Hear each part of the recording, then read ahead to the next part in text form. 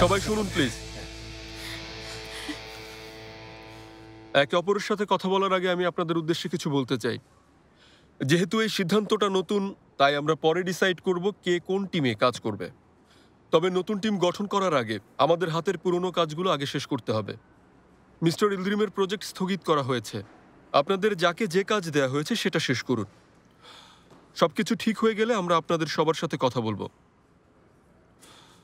Best of luck. ধন্যবাদ।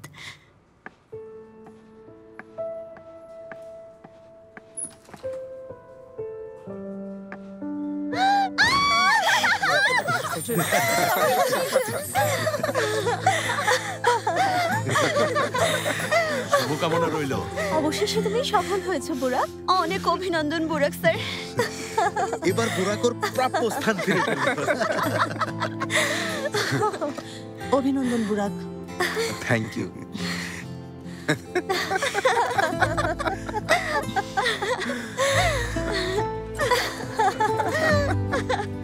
সবকিছু বদলে যাবে।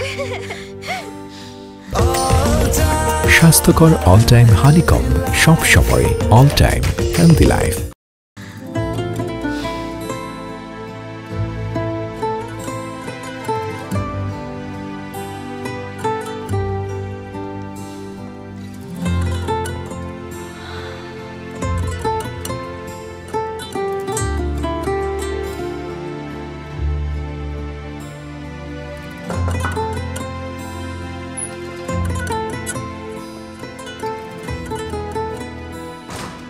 মিস সেলিন, অন্য সবার সাথে আপনিও সময় মতো ডিটেলস জানতে পারবেন। সেজন্য এখানে আসিনি।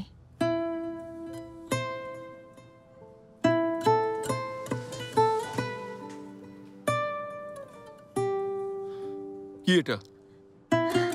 ভালোবাসার ঘোষণা। মিস সেলিন, আপনি এসব আগে কি? খুলে দেখো প্লিজ। আমি এখন অফিসে মিস সেলিন। এসব করার জায়গা অফিস না, বাড়িতে। এসব কথা বলার জন্য বাড়ি উপযুক্ত জায়গা। এটা খোলো দেমির, প্লিজ।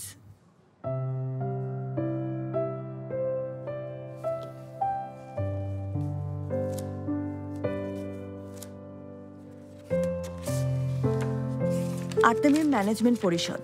আর্তেমিমের একজন ইন্টেরিয়র আর্কিটেক্ট হিসেবে আমি 25 অক্টোবর 2019 থেকে 6 ফেব্রুয়ারি 2024 পর্যন্ত কাজ করে যাচ্ছি। এখানে কাজ চলাকালীন সময়ে আমি আমার সমস্ত আইনি এবং সকল সুবিধা গ্রহণ করেছি। 6 ফেব্রুয়ারি 2024-এ আমার নিজের ইচ্ছায় এবং কোনো চাপ ছাড়াই আমি কোম্পানি থেকে পদত্যাগ করতে চাই। আপনাদেরকে প্রয়োজনীয় ব্যবস্থা নেওয়ার জন্য অনুরোধ করছি। নিবেদনে, সেলিন সেভার। পদত্যাগ করছো? বস প্রেম নিষিদ্ধ করেছে, আর আমি সেই বসেরই প্রেমে পড়েছি। আর কিছুই করার নেই।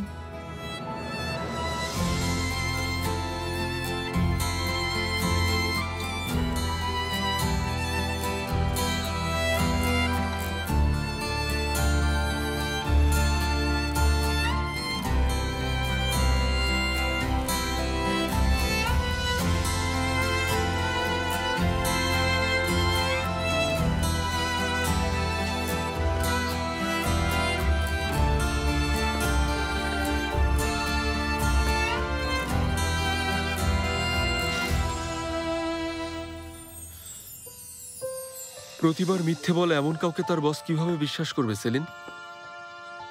আমি আর কখনো তোমাকে মিথ্যে বলবো না। হয়তো তোমার জন্য বলতে পারি, কিন্তু তোমার সাথে কখনো মিথ্যে বলবো না। এখন বিশ্বাস না হলেও ধীরে ধীরে বুঝতে পারবে। একসময় তুমি ঠিকই আমাকে আবার বিশ্বাস করবে। এতটা সহজ না এটা। আমি জানি। জানি না তোমাকে আবার বিশ্বাস করতে পারবো কিনা, তবে তার আগ পর্যন্ত তোমাকে স্পর্শও করব না। জানি। এর জন্য সময় লাগবে। ওয়েট করব। আমি জানি আমার বলা প্রতিটা কথা তোমার সন্দেহ হয়, তাই আমাকে তুমি তোমার আশেপাশেও দেখতে চাও না। ঠিক আছে, সমস্যা নেই। তুমি চাইলে বাড়ি ভাগ করে নিতে পারো, ইচ্ছে মতো নিয়মও বানাতে পারো, কিন্তু অফিস ছাড়লেও আমি বাড়ি ছাড়তে পারবো না। তোমাকে ছেড়ে যেতে পারবো না। তাতে যতদিনই লাগুক না কেন, যতদিন তুমি আমার উপর ভরসা না করো, আমি হাল ছাড়বো না।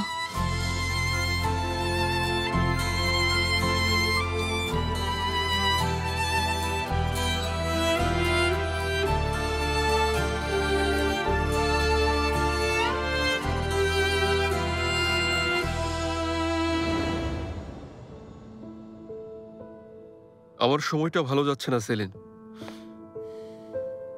দেখো, আমি চাই না তুমি কষ্ট পাও। এটা নিয়ে পরে কথা বলতে চাই, প্লিজ। আমি কষ্ট পেতে চাই, যত ইচ্ছে কষ্ট দাও। তোমার দেয়া আঘাতকে এখন আমি আর ভয় পাই না। তাই বুঝি? তুমি তো সেদিন দুঃস্বপ্ন দেখে কান্নাকাটি করেছিলে। কারণ আলারার সাথে প্যারিসে যাওয়ায় কষ্ট পেয়েছি। হ্যাঁ, দুঃস্বপ্ন দেখেছিলাম। এখন তোমার ভালোবাসায় সব ঠিক হয়ে গেছে। কিছুই ঠিক হয়নি সেলিন, রয়ে গেছে। আমার হৃদয়ে পাথরের মতো চেপে আছে। তোমাকে বলেছিলাম সব মিথ্যেরই কঠিন পরিণতি থাকে, কিন্তু মিথ্যে বলা তো তোমার কাছে একটা খেলা মাত্র। অপারেশন চিতা, ভিলেন ক্লায়েন্ট সবই আমি করেছি। আমি চেয়েছিলাম যে তুমি এখান থেকে চলে যাও, কিন্তু পরে আমি তোমাকে চিনতে পারি, তোমাকে বিশ্বাস করি, এমনকি তোমাকে ভালোবেসে ফেলি। তারপর সব বন্ধ করে দেই।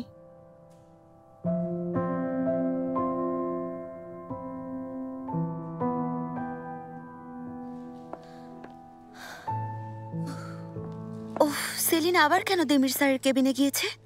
এবারও কাঁদতে কাঁদতে ফিরলে সহ্যই করতে পারবো না। আজমিয়ে প্লিজ এভাবে বলো না। গভীর প্রেমে আছে, তাই কিছুই মানছে না। মারবে তুমি না। আ, আ, আ, আ, আ, আ। চোখের ইশারা দিয়ে কার কাছ থেকে লুকোচ্ছ? ব্যাপারটা আমি কয়েক সপ্তাহ আগে থেকেই জানি। কি ভেবেছ আমার কাছ থেকে লুকোবে? মানে কি? সেলিন দেমির স্যারকে ভালোবাসে তুমি জানতে? হ্যাঁ, তাহলে আমাদের কেন বলনি আজমিয়ে? আমি তো আগেই বলেছিলাম বুরাক স্যার আর সেলিনের মধ্যে কিছুই নেই। কতবার বোঝানোর চেষ্টা করেছি যে পরিষ্কার পানিটাকে ঘোলা করো না, কিন্তু তোমাদের বুদ্ধিশুদ্ধি তো লোপ পেয়েছিল। তোমাদের চোখ কিছু দেখতে পায়নি, কানও কিছু শুনতে পায়নি। যাই হোক, উল্টাপাল্টা বুঝে কোনো ঝামেলা বাঁধাওনি, এটাই অনেক। আজমিয়ে, হুম, কোনো ঝামেলা না হলেই ভালো হতো।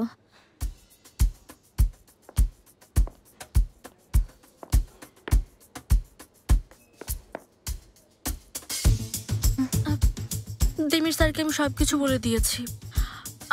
অপারেশন চিতা, ভিলেন ক্লায়েন্ট সবকিছু বলে দিয়েছি আজমিয়ে। এই মেয়েটার বুদ্ধিশুদ্ধি যে কবে হবে আমি বুঝি না। মারভি, এটা কি করেছো? সবকিছু শেষ করে দিয়েছো। এই মুহূর্তে আমার চোখের সামনে থেকে সরে যাও, তোমাদেরকে সহ্য হচ্ছে না। এক একটা গাধা। তুমি কি আমাদের হেল্প করবে? তোমরা এখনো কথা বলছো? টেরেসে যাও বলছি। তোমরা ভালোবাসার খুনি। আল্লাহ রক্ষা করো। শান্ত হও আজমিয়ে। অফিসের পরিস্থিতি খুবই জটিল, এর জন্য অবশ্যই কারো সাহায্য নিতে হবে।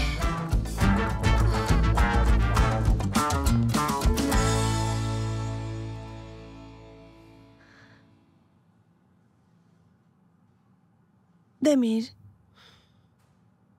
তুমি কিছু বলছো না কেন?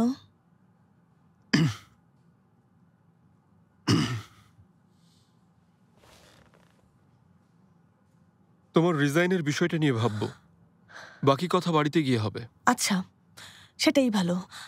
বাড়িতে গিয়ে সব কথা বলবো। যাই হোক, জিনিসপত্র প্যাক করতে হবে। সন্ধ্যার পর আমি সবার কাছ থেকে বিদায় নিয়ে নেব। একসেপ্ট করেছি বলিনি। তুমি একসেপ্ট করোনি রিজাইন লেটার? সবকিছু প্রসেস হতে নির্দিষ্ট একটা সময় লাগে। একজন এমপ্লয়িকে তার চাকরি ছাড়ার অন্তত 8 সপ্তাহ আগে জানাতে হয়। তাই নিয়ম অনুযায়ী এই 8 সপ্তাহ তোমাকে কাজ করতে হবে। দেমির, এমন করো না প্লিজ। আমি কিছুই করছি না, এটা হচ্ছে লেবার রুলস। তবে আমি আবার চেক করে দেখব, যদি এই রুলসে কোনো চেঞ্জ আসে সেই অনুযায়ী আমি এর একটা ব্যবস্থা নেব। লাভ রুলস থেকে বের হতে গিয়ে লেবার রুলসে আটকে গেলাম। এটা নিশ্চয়ই জোক ছিল। ওফ,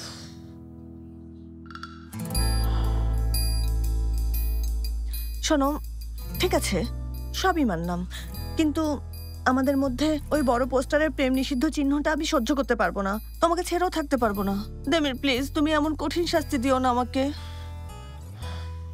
আর্টিকেল 17 অনুযায়ী এই আইন সবার জন্য সমান। সরি, আমি তোমার জন্য বিশেষ কোনো সুবিধা দিতে পারবো না। আচ্ছা, ঠিক আছে।